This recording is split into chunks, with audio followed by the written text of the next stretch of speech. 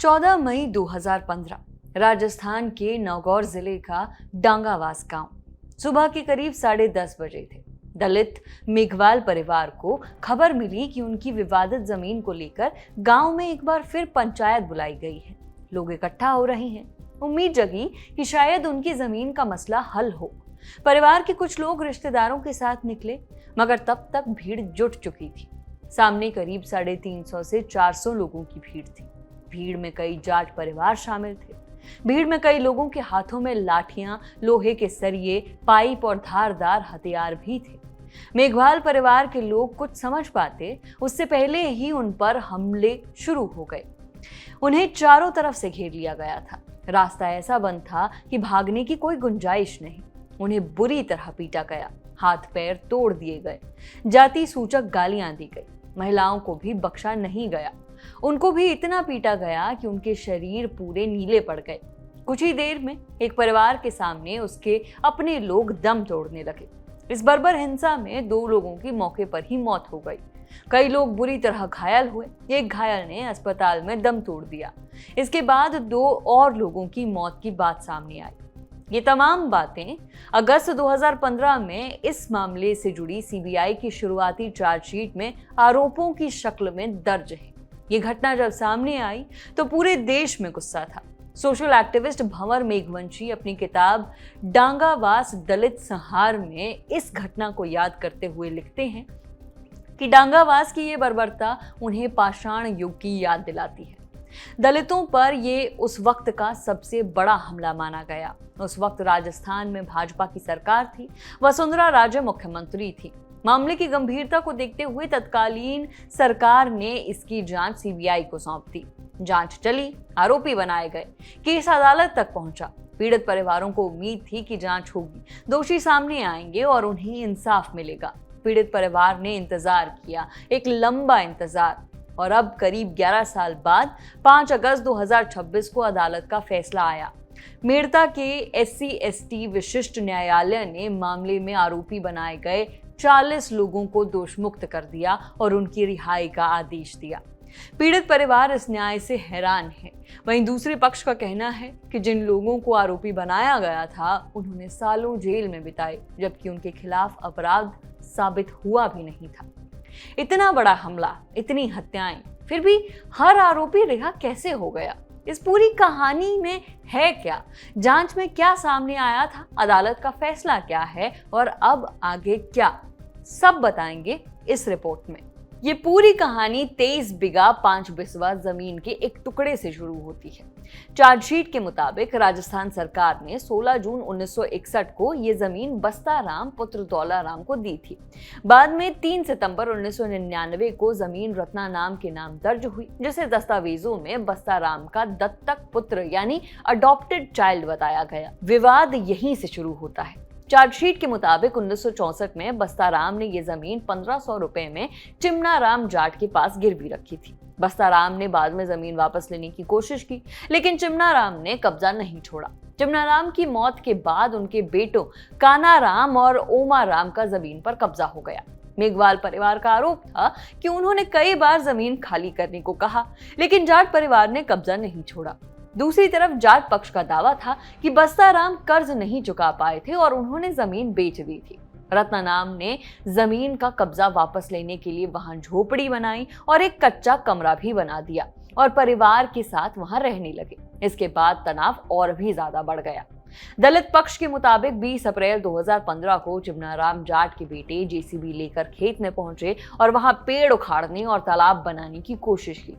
रत्नाराम ने इसका विरोध किया और पुलिस प्रशासन से शिकायत की, लेकिन कार्रवाई नहीं हुई। अगले दिन एक दलित महिला के साथ दुष्कर्म की कोशिश और मारपीट का आरोप लगा। इसके बाद 11 मई को गांव में पंचायत हुई। दलित परिवार को 7 दिन के अंदर जमीन खाली करने की धमकी दी गई। इसके सिर्फ 3 दिन बाद 14 मई 2015 को डांगावास में हिंसा हुई। इस हिंसा में कई लोग मारे गए और बड़ी संख्या में लोग घायल हुए। उस घटना में किसी तरह अपनी जान बचाने वाले खेमाराम बताते हैं, हम सब अपने घर में बैठे थे, अचानक वो लोग आए और हम पर हमला शुरू कर दिया और गांव वाले ट्रैक्टर भी ले गए और आगे हमने देखा ये कोई राजपा की बात करेगा, कोई कुछ की बात करेगा। लेकिन उन लोगों ने कुछ बात नहीं की। हम बैठे वहाँ से चारों तरफ से हमको घेर लिया और आते ही हमको मारा, सबको अलग अलग मारा। हम कभी इधर भागे, कभी इधर भागे, कोई किधर ही भागे। ये घटना हुई, उसके बाद में हम सबको पीटा। करीब 11 साल की कानूनी प्रक्रिया के बाद 5 अगस्त 2026 को SC/ST कोर्ट ने इस मामले में फैसला सुनाया। इस केस में कुल 40 लोगों को आरोपी बनाया गया था। अभियोजन की तरफ से 41 गवाह पेश किए गए। Medical report, x ray, postmortem report, forensic report और दूसरे दस्तावेज भी अदालत के सामने रखे गए। इसके बावजूद अदालत ने सभी 40 आरोपियों को दोषमुक्त कर दिया। फैसले को आसान भाषा में समझें तो अदालत ने ये नहीं कहा कि हिंसा हुई ही नहीं थी। अदालत ने गवाहों के बयानों को अलग अलग देखा। कुछ गवाहों को अदालत ने घटना और अपनी चोटों के बारे में विश्वसनीय भी माना। लेकिन सबसे बड़ा सवाल ये था कि 40 आरोपियों में से किस व्यक्ति ने कौन सा अपराध किया? क्या इसे पर्याप्त कानूनी सबूतों से साबित किया जा सकता है? अदालत को लगा कि अभियोजन पक्ष इस बात का जवाब नहीं दे पाया। अब आप पूछेंगे कि उन हथियारों का क्या, जिनके बारे में हमने आपको शुरुआत में बताया। जांच के दौरान कुछ आरोपियों से लाठियां और झांगड़ियां बरामद किए जाने की बात भी रिकॉर्ड में थी, लेकिन इन बरामदगियों को अदालत में साबित करने में भी जांच पक्ष को मुश्किल हुई। इनसे जुड़े जरूरी जांच अधिकारी पूनाराम डूडी की मुकदमे के दौरान गवाही होने से पहले ही मौत हो गई थी।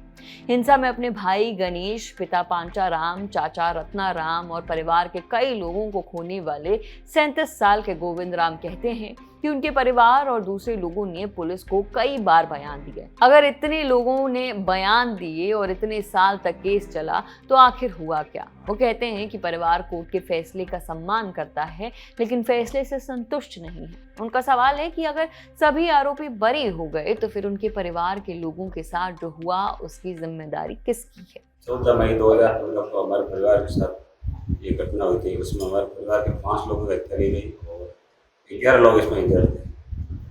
तो उसमें CBI की जांच चल रही थी और हाईकोर्ट ने भी 3 महीने के लिए केस फरोगा था। 40 आरोपियों को इसमें आरोपी बनाया था और 11 साल के बाद में कोर्ट ने कल 5 तारीख को जो फैसला सुनाया था उसमें 40 आरोपियों को बरी किया गया। तो कोर्ट का जो फैसला है उसका हम सम्मान करते हैं, लेकिन हम इससे संतुष्ट नहीं हैं और हम तो यही कहना चाहते हैं कोर्ट से भाई हमारे गवाहों ने कोर्ट के अंदर 3 बार बयान दिए है और हर गवाह कह रहा है भाई इस आदमी ने मेरे साथ मारपीट की है, चिन्हित किया है, पहचान की हुई है और फिर भी कोर्ट ने इनको बरी किया है। हमारे माताओं बहनों के साथ भी बुरी तरह से मारपीट की गई है और हमारे अंकल जी के हमाराम जी के ऊपर ट्रैक्टर भी चढ़ाया गया है। तो कोर्ट से तो हम यही पूछते हैं भाई ये कृत्य किसने किया? ये सभी गवाह बता रहे हैं कि अभी इसने हमारे साथ ट्रैक्टर चढ़ाया है, इसने हमारे साथ मारपीट की है। 11 साल पहले तो इन लोगों ने मिलकर हमारे साथ अत्याचार किया और जो कल कोर्ट ने जो फैसला सुनाया एक बार उसी अत्याचार को फिर से कोर्ट ने दोहरा दिया। अब हम न्याय के लिए इधर उधर कब तक भटकते रहेंगे और कब तक हमें न्याय मिलेगा? कोर्ट के इस आदेश पर सोशल एक्टिविस्ट भंवर मेघवंशी कहते हैं कि ये फैसला बेहद निराशाजनक है। वो कहते हैं इस देश में दलितों को इंसाफ दिलाना बेहद मुश्किल है। पहले तो FIR ही दर्ज नहीं होती, वो दर्ज हो तो उस पर कार्रवाई नहीं होती। ये एक ऐसा मामला था जिसने पूरे देश को हिला कर रख दिया। हर जगह इसे लेकर प्रदर्शन हुए, इसमें भी इंसाफ नहीं मिला। तमाम लोगों को बरी कर दिया गया। पीड़ित परिवार निराश है। देखिए, यह फैसला बहुत निराश करने वाला फैसला है, क्योंकि बहुत मुश्किल होता है दलितों पर अत्याचार के मामले में सजा दिलवाना। पहली बात तो FIR करवाना ही बहुत मुश्किल होता है, उसकी प्रॉपर जांच नहीं होती है और उसके बाद में जब ट्रायल होती है उसमें कई सारे लेकुना छोड़ दिए जाते हैं, जिसकी वजह से जो मामले होते हैं वो सजा की दर तक नहीं पहुंचते हैं। इस मामले में भी यही हुआ। इतनी हिंसक क्रूर वारदात, पूरा देश जिससे हिल गया, दुनिया भर में जिसके खिलाफ में लिखा गया, बोला गया और प्रदर्शन किए गए, और जिसकी CBI जांच हुई और CBI जांच ने ये माना कि 40 लोग इसमें दोषी हैं और उनके खिलाफ चार्जशीट पेश की गई। उस मामले की 11 साल सुनवाई होने के बाद में अंततः अदालत ये फैसला देती है कि घटना तो सिद्ध है, लेकिन कौन किया घटना ये सिद्ध नहीं है और अंततः सभी 40 आरोपी बरी हो जाते हैं और एक भी व्यक्ति ये पकड़ा नहीं जाता है कि वो कौन था जिसने इन 5 दलितों की हत्या की, कौन था जिसने रत्नाराम की हत्या की, कौन था जिसने पोकर राम की, जिसने गणपत राम की, जिसने गणेश राम की हत्या की, पांचाराम की हत्या की, वो लोग कौन थे। तो उसके बारे में कुछ भी नहीं मालूम पड़ता है। तो ये जो पूरी हमारी न्यायिक प्रणाली है, इस पर ही एक सवाल है, और जो परिवार है वो इससे बहुत ज़्यादा दुखी है, क्योंकि 11 साल की लंबी लड़ाई के बाद में भी उनको न्याय नहीं मिल पाया। दूसरी तरफ 40 आरोपियों की तरफ से पैरवी करने वाले वकील महिपाल चौधरी कुछ और ही कहानी सुनाते हैं। उनका कहना है कि इसे 2 समुदायों के बीच हुई हिंसा कहना सही नहीं है। उनके मुताबिक विवाद असल में 2 परिवारों के बीच था। वो इस आरोप से भी इनकार करते हैं कि पीड़ितों को ट्रैक्टर से कुचला गया था। उनका तर्क है कि अगर किसी व्यक्ति को ट्रैक्टर से कुचला जाता तो उसकी हड्डियां टूटने के बजाय शरीर कुचला जाता। चौधरी का दावा है कि मेघवाल पक्ष के लोग एक कच्चे कमरे पर चढ़ गए थे और कमरे के गिरने से उन्हें चोटें आईं। उनका ये भी आरोप है कि मामले में ऐसे लोगों को आरोपी बनाया गया जो घटना के समय मौके पर मौजूद ही नहीं थे, और कुछ आरोपियों को कई साल जेल में बिताने पड़े। उनका सवाल है कि अगर किसी व्यक्ति ने अपराध किया ही नहीं और फिर भी उसे 4 से 9 साल जेल में रहना पड़ा, तो उसके वो साल कौन लौटाएगा। उसी प्रयास में वो 14 तारीख को वहाँ कब्जा करने के लिए गए थे। रत्नाराम ने अपने सभी रिश्तेदारों को और परिवार के सदस्यों को, अपने बच्चों के शाला जो है ये पोकर राम और गणपत राम जो पुरोहितासनिक है, उनको भी बुलाया। और वो हथियार लेकर 14 तारीख को वहाँ पर गए और कानाराम वगैरह के ऊपर हमला किया, उनको खेत से बाहर निकालने का प्रयास किया। उस प्रयास में गांव के कुछ व्यक्ति मौके पर गए तो उन्होंने गोली चला दी मेघवाल पक्ष ने, जिससे रामपालपुरी की वहाँ पर मृत्यु हो गई थी। रामदेव के पैर में गोली भी लगी थी। उस प्रकार फिर वहाँ पे गोली चलने से काफी भागदौड़ हो गई, और उस भागदौड़ में मेघवाल पक्ष के जो लोग थे वो वहाँ एक कच्चा कमरा बनाया हुआ था, उस कमरे पे चढ़ गए थे, और ज्यादा व्यक्ति ऊपर चढ़ने से वो कमरा बरकरार के नीचे गिर गया। उसके गिरने से पट्टियों के साथ में भी वो जो मृतक थे वो पट्टियों के साथ नीचे गिरे, और उनके पट्टियों की काफी चोट आई, पट्टियों में दब गए। गाँव वालों ने उनको बाहर निकाला था पट्टियों से, और मेडिकल रिपोर्ट में भी ये आया है कि भाई इस प्रकार पट्टियों से नीचे दबने से इस प्रकार की चोटें आ सकती है। तो 169 नंबर जो FIR थी जिसमें रामपालपुर की डेथ हुई थी, उसको CBI ने जांच करके और उसने उसी समय FIR दे दी, और CBI ने माना कि किसने मारा हमें पता ही नहीं। मतलब CBI जैसी संस्था जो हिंदुस्तान की सबसे बड़ी संस्था है, उसने भी ये कहा कि किसने मारा हमें पता नहीं। और इस प्रकरण में CBI ने राजनीतिक दबाव से जो आस पड़ोस के लोग थे जिनके पास में खेत आया हुआ था, और जो पूर्व में परिवादी पक्ष और मुजिम पक्ष के समर्थन में साक्षी नहीं दिए, उन्होंने बार बार कहा कि हमारा साक्षी दो, इन्होंने साक्षी नहीं दी। उसकी रंजिश को ध्यान में रखते हुए परिवादी पक्ष ने जिन लोगों के नाम उनको पता थे उनके नाम लिखा दिए, जबकि जिन लोगों के नाम लिखाए वो लोग तो मौके पर नहीं थे, जिसमें से काफी लोग तो उसके रोज गाँव में भी नहीं थे। तो इस प्रकार जो ये मुकदमा CBI ने परिवादी के साथ मिलकर मैनिपुलेट करके और झूठे लोगों को प्रकरण में फंसाया, और CBI के कारण इसमें 40 व्यक्ति 5 साल से लेकर 9 साल तक बेवजह जेल में रहे, जेल की पीड़ा भुगती, उनके परिवार के सदस्यों ने वेदना भुगती। तो उस प्रकार उनको प्रताड़ित किया गया। इस पूरे मामले में एक और कहानी भी सामने आती है। इसमें एक जाट की भी हत्या हुई। इसके मुताबिक रामपाल गोस्वामी और रामदेव खड़ाव को पंचायत में मेघवाल परिवार से बातचीत के लिए भेजा गया था। आरोप लगाया गया कि वहां दलित पक्ष की ओर से गोली चलाई गई, जिसमें रामपाल की मौत हो गई और रामदेव घायल हो गए। इस मामले में गोविंद और दूसरे आरोपियों को बाद में अदालत ने बरी कर दिया। बहरहाल अब फैसले के बाद राजस्थान की राजनीति में भी इस मुद्दे पर प्रतिक्रियाएं सामने आई।